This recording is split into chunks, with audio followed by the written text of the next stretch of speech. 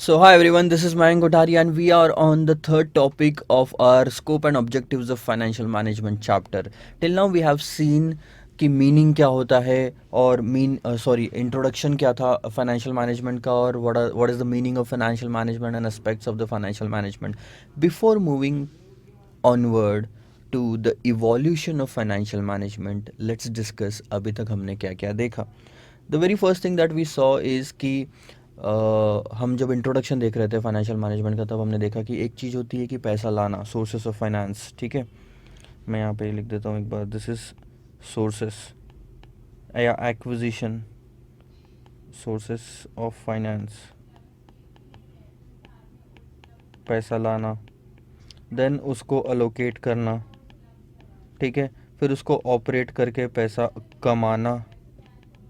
ठीक है, and then this is dividend बांटना, डिविडेंड डिसीजन. सो हमने देखा था ये डिविडेंड डिसीजन और ये इन्वेस्टमेंट डिसीजन के नाम से देखा था हमने, और ये फाइनेंसिंग डिसीजन के नाम से देखा था. तीन चीज़ें देखी थी. ठीक है, उसके बाद सेकंड पॉइंट पे मूव ऑन हुए थे तो हमने देखा था कि what is the meaning of financial management. उसमें हमने दो मीनिंग देखे थे, अलग अलग तरह के definition according to the institute से syllabus. So exactly word to word copy है. उसके बाद हमने देखा what are the two aspects of the financial management. दो एस्पेक्ट्स होते हैं फाइनेंशियल मैनेजमेंट के. एक होता है पैसा लेके आना और दूसरा उसको यूटिलाइज करना. अब पैसा कहाँ कहाँ से आ सकता है? Equity, debenture, international funding, funding from banks. Bank से भी हमने देखा कि एक फंड बेस्ड होता है, एक नॉन फंड बेस्ड होता है. नॉन फंड बेस्ड में भी cash credit, overdraft, term loan, bill discounting. और नॉन फंड बेस्ड में एल सी यानी कि letter of credit and guarantee अगर देते हैं तो उस केस में क्या होता है, पैसा नहीं जाता. बट यूटिलाइजेशन ऑफ फंड्स में दो जगह पे यूटिलाइज करोगे आप, फिक्स्ड एसेट्स में और वर्किंग कैपिटल में. So this is what we have seen till now.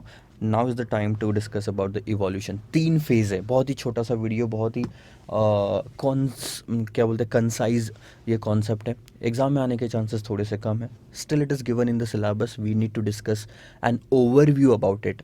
तीन फेज़ में फाइनेंशियल मैनेजमेंट को डिवाइड किया गया. एक तो सबसे पहले आपका हो गया ट्रेडिशनल फेज़, उसके बाद transitional phase, and then last one is the modern phase.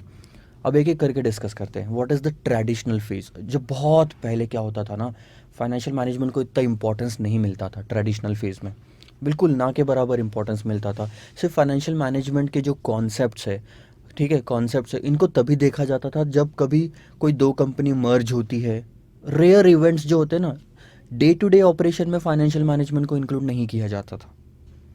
Rare events होते थे जैसे कि मर्जर हो रहा है, कोई कंपनी बंद हो रही है, कोई एक्सपांड करना चाहती है कहीं पे, तो जो कि शायद साल में एक बार होता था या 2 साल में एक बार होता था. ऐसे इवेंट्स के लिए फाइनेंशियल मैनेजमेंट को इम्पोर्टेंस दी जाती थी.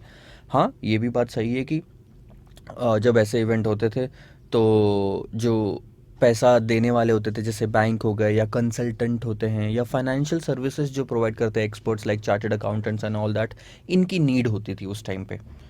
तो ट्रेडिशनल फेज़ में बहुत ही रेयर फाइनेंशियल मैनेजमेंट का यूज़ किया जाता था. ट्रांजिशनल फेज़ में क्या हुआ कि थोड़ा इम्पोर्टेंस बढ़ा. लोगों को समझ में आया कि नहीं, फाइनेंशियल मैनेजमेंट का यूज़ करना या उसका इम्पोर्टेंस थोड़ा ज़्यादा है, तो उसको डे टू डे लाइफ में उसको इन्वॉल्व किया गया. रोज़ के जो ट्रांजेक्शन होते हैं लाइक अकाउंटिंग करना प्रॉपरली, बुक्स मेंटेन करके रखना, और ये सब चीज़ों में. So that was the transitional phase for the financial management. And the last one is modern phase. Modern phase अभी जो चल रहा है ये मॉडर्न फेज़ ही आप बोलोगे. अब इसमें क्या होता है, ना कि सिर्फ मर्जर्स और एक्विजिशन के टाइम पे फाइनेंशियल मैनेजमेंट को कंसिडर किया जाता है, डे टू डे ऑपरेशन में भी फाइनेंशियल मैनेजमेंट को कंसिडर किया जाता है. इसके अलावा भी जब साल ख़त्म हो जाता है तो बहुत सारे एनालिसिस किए जाते हैं, बहुत सारी थेरीज डेवलप हुई इस दौरान, अलग अलग चीज़ें कैलकुलेट करने की. ये हम आगे आने वाली वीडियोस में देखेंगे कि कौन कौन सी थेरीज थी. चैप्टर्स जो हैं आगे उसमें भी देखेंगे. And in fact CF final level पे भी आपको ये सब चीज़ें जानने मिलेगी. So modern phase is detailed, बहुत सारी चीज़ें इंक्लूडेड है मॉडर्न फेज़ में. धीरे धीरे धीरे धीरे फाइनेंशियल मैनेजमेंट का स्कोप बढ़ता गया, बहुत सारी चीज़ें उसमें इंक्लूड होती गई. प्लानिंग, कंट्रोलिंग, कैपिटल बजटिंग करना, बराबर पैसा आ रहा है कि नहीं आ रहा, अगले साल कितना होना चाहिए, लाइक अगले साल की फोरकास्टिंग करना is included in the modern phase. जैसे पहले नहीं होता था इतना सब कुछ. रोज़ के ट्रांजेक्शन हो रहे ना, बस इसकी अकाउंटिंग हो जानी चाहिए प्रॉपरली, इसका बुक्स मेंटेन होना चाहिए and all that. That was the transitional phase. So आइए देखते हैं इंस्टीट्यूट के हिसाब से what is the meaning of all this three. बस यही है, आपको बस 3 डेफिनेशन 3 फेजेस लिखना है और उसके बारे में 2-2 लाइन लिखनी है अगर एग्जाम में क्वेश्चन आता है, एग्जाम के पॉइंट ऑफ व्यू से बता रहा हूँ। सो ट्रेडिशनल फेज के बारे में डिस्कस करते हैं। During this phase financial management was considered necessary only during occasional. Occasional का मतलब क्या होता है कि जो कभी कभी होता है, रेयर इवेंट्स, साल में एक बार, जैसे शादी आपकी होती है तो एक ही बार होगी, ठीक है, कोई मरता है तो एक ही बार मरता है, तो ऐसे ओकेजनल इवेंट्स जो होते हैं ऐसे टाइम पे, मतलब शादी और मरना नहीं, एक्चुअली मर्जर्स, टेक ओवर्स, क्या क्या है देखो, टेक ओवर्स हो गया, आपका मर्जर हो गया, आपका एक्सपांशन हो गया, और लिक्विडेशन, लिक्विडेशन यानी कि कंपनी लिक्विडेट हो रही है, बंद हो रही है, ऐसे टाइम पे फाइनेंशियल मैनेजमेंट को कंसिडर करता किया जाता था। बट ये जो फाइनेंशियल डिसीजन लिए जाते थे ऐसे टाइम पे जो बाहर वाले लोग होते थे उनकी नीड होती थी, क्योंकि हमारे पास कंपनी में इतने एक्सपर्ट्स नहीं होते थे, क्योंकि रोज़ रोज़ तो ज़रूरत होती नहीं थी ना, तो रोज़ के लिए क्या मैं जॉब पे रखूँ उसको, जब ज़रूरत होगी तब हम बाहर वालों के पास में, जैसे कि chartered accountants, financial analyst and all that, उनके पास जाएंगे, उनकी सर्विसेज लेंगे, उनको पेमेंट करेंगे, ठीक है। जैसे कि इन्वेस्टमेंट बैंकर्स हो गए, पीपल हु लैंड मनी, जो हमको पैसा देते हैं, to the business was kept in mind, मतलब ऐसे टाइम पे इनका यूज़ किया जाता था।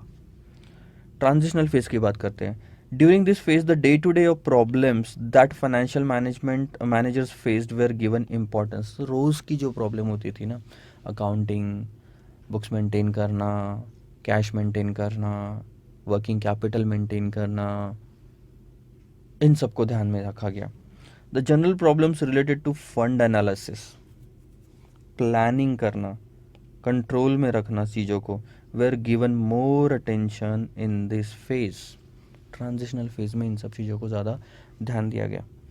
उसके बाद में मॉडर्न फेज आया। Modern phase is still going on and इसमें स्कोप जो है फाइनेंशियल मैनेजमेंट का बहुत बढ़ गया, ग्रेटली इंक्रीज्ड बाय नाउ, ठीक है।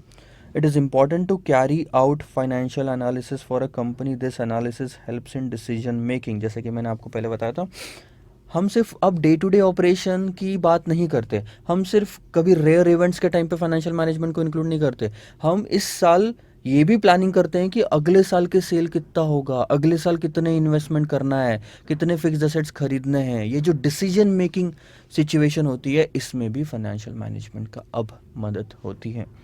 During this phase many theories have been developed regarding efficient market, capital budgeting, option pricing, valuation model and also in several other important fields in the financial management। अब आपको सिर्फ अपने level पे ये देखो, ये सीए फाइनल में है तो ये अभी नहीं कवर करना, ये आपके इसी सिलेबस में कवर हो जाएगा। ऑप्शन प्राइसिंग भी आपको सीए फाइनल में है तो यहाँ पे नहीं कवर करना।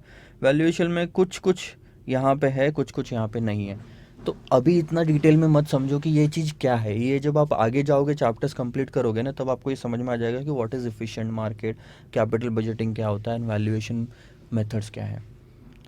फॉर द टाइम बिंग सिर्फ इतनी सी चीज़ याद रखो कि 3 फेज में डिवाइड किया गया इवोल्यूशन। जो इवॉल्व हुआ है फाइनेंशियल मैनेजमेंट धीरे धीरे जो बड़ा है वो है ट्रेडिशनल, ट्रांजिशनल और आपका मॉडर्न।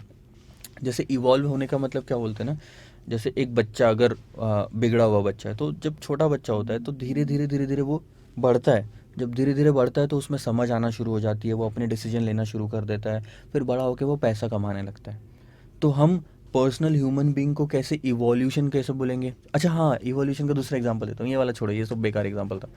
इवोल्यूशन यानी कि बंदर से लेके जब इंसान बने तो ये इवोल्यूशन ऑफ ह्यूमन बीइंग था, ठीक है। ये फेज़ में बंदर हुआ करते थे, फिर थोड़े सीधे हुए, फिर थोड़े थोड़े थोड़े थोड़े करके अब इंसान है, जो मॉडर्न फेज़ है। बस वैसे ही फाइनेंशियल मैनेजमेंट था, पहले बहुत ही कच्चा था, फिर और पक्का हुआ और पक्का होता गया, और अब बहुत ब्रॉड हो चुका है, बहुत सारी चीज़ें इसमें इंक्लूड हो चुकी है।